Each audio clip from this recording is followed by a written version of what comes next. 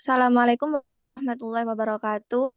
Terima kasih untuk teman-teman yang sudah menyempatkan hadir di di Zoom meeting pertemuan ke-12 kali ini. Perkenalkan, saya Amalia Gata sebagai moderator, kemudian sebagai narasumber Nadine Nursida. Eh, Baik, sebelumnya saya persilahkan untuk Nadine untuk memulai penyampaian. Terima kasih. Saya akan membahas Pancasila sebagai paradigma pembangunan. Pancasila adalah dasar dan paradigma pembangunan nasional Indonesia. Pancasila sebagai paradigma pembangunan Indonesia memiliki peran yang sangat penting dalam mengarahkan tujuan, nilai-nilai, dan prinsip-prinsip yang harus dijunjung tinggi dalam setiap upaya pembangunan di negara ini. Berdasarkan alinea keempat pembukaan UUD 1945 yang disebut hakikat pembangunan nasional adalah mencerdaskan kehidupan bangsa, menciptakan kesejahteraan umum seluruh tempat di Indonesia, dan membantu melaksanakan ketertiban dunia dan perdamaian abadi. Atas dasar itu, Pancasila dijadikan landasan pembangunan yang ideal karena nilai-nilainya sesuai dengan lingkungan sosial dan budaya bangsa Indonesia. Next. Masalah yang akan dibahas adalah Pancasila sebagai paradigma pembangunan dan pembangunan jati diri bangsa. Next. Yang pertama, Pancasila sebagai paradigma pembangunan. Pancasila sebagai paradigma pembangunan punya arti bahwa Pancasila merupakan sistem nilai yang dijadikan kerangka landasan, kerangka cara, dan sekaligus kerangka arah atau tujuan bagi sebuah bangsa. Paradigma pembangunan merupakan suatu kerangka pemikiran dan orientasi dalam merumuskan dan melaksanakan kebijakan pembangunan suatu negara. Sebagai paradigma pembangunan, Pancasila memberikan arah yang jelas bagi pembangunan nasional Indonesia.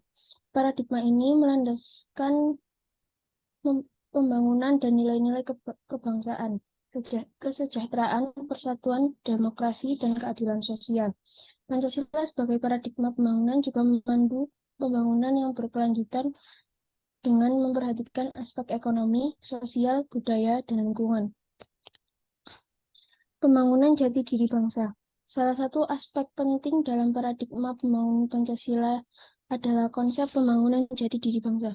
Konsep ini menekankan pentingnya pembangunan bangsa Indonesia sesuai dengan jati diri, budaya, dan nilai-nilai yang ada dalam masyarakat. Pembangunan harus dilakukan dengan memperhatikan keberagaman budaya, agama, dan suku bangsa di Indonesia, serta memperkuat persatuan dan kesatuan bangsa. Dalam konteks pembangunan jati diri bangsa, Pancasila mengajarkan pentingnya menjaga persatuan dan kesatuan, menghormati kebinekaan, dan menghargai hak asasi manusia. Pembangunan jati diri bangsa juga mengandung prinsip keadilan sosial, di mana setiap warga negara memiliki kesempatan yang sama dalam mengakses sumber daya dan mendapatkan manfaat dari pembangunan. Next. Kesimpulannya adalah Pancasila sebagai paradigma pembangunan memberikan landasan yang kokoh bagi pembangunan nasional Indonesia. Nilai-nilai Pancasila menjadi pedoman utama dalam merumuskan dan melaksanakan kebijakan pembangunan yang berorientasi pada kesejahteraan, persatuan, demokrasi, dan keadilan sosial. Dengan menerapkan paradigma pembangunan, Pancasila diharapkan Indonesia dapat mencapai pembangunan yang berkelanjutan, adil, dan berkesinambungan, yang pada akhirnya akan membawa kesejahteraan dan kemajuan bagi seluruh rakyat Indonesia. Baik, jika ada yang ingin bertanya. Saya. Ya, silakan. Pancasila ini kan sebagai paradigma pembangunan, kemudian memandu pembangunan aspek ekonomi, sosial, budaya, sama lingkungan. Nah, Mbak Nadine bisa nggak kasih contoh dari masing-masing aspek tersebut? Baik, sebentar.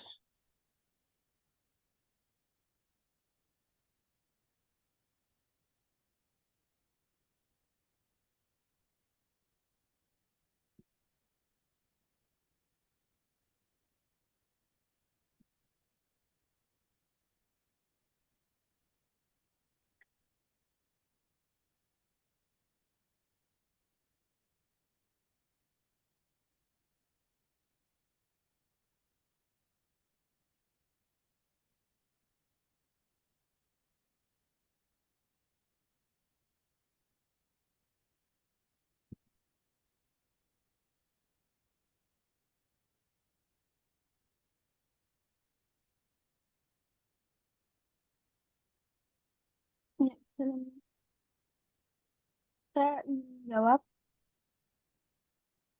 Pancasila sebagai paradigma pembangunan juga menunggu pembangunan yang berkelanjutan dengan memperhatikan aspek ekonomi, sosial, budaya, dan lingkungan. Dalam hal ini, pembangunan diarahkan untuk mencapai pertumbuhan ekonomi yang berkelanjutan, peningkatan kesejahteraan masyarakat, pelestarian budaya dan lingkungan, serta penguatan demokrasi dan keadilan.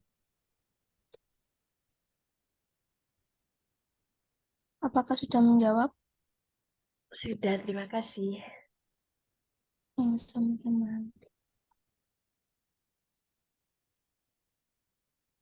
Alhamdulillahirrabbilalamin. Terima kasih Mbak Nadine atas penyampaian materinya. Dan untuk sesi tanya jawab, terima kasih juga untuk teman-teman yang sudah menanyakan pertanyaannya. Baik, saya tutup sampai di sini. Kurang lebihnya mohon maaf. Wassalamualaikum warahmatullahi wabarakatuh.